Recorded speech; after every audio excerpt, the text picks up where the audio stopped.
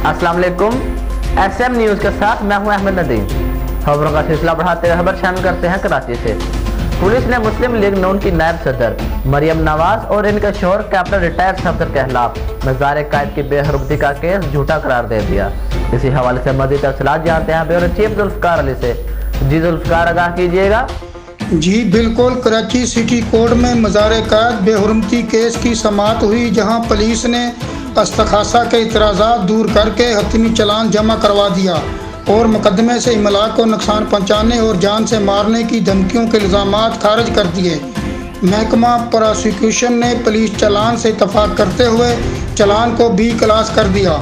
चालान के मुताबिक मरियम नवाज की मज़ार कायद हाज़िरी के वक़्त मज़ार आम शहरियों के लिए बंद था।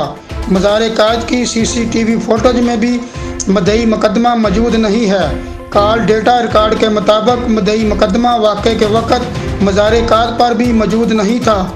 पुलिस ने तफ्तीश के बाद मरियम नवाज और कैप्टन रिटायर्ड सफदर के खिलाफ मज़ार कायद की बेहुरमती का केस झूठा करार दिया है।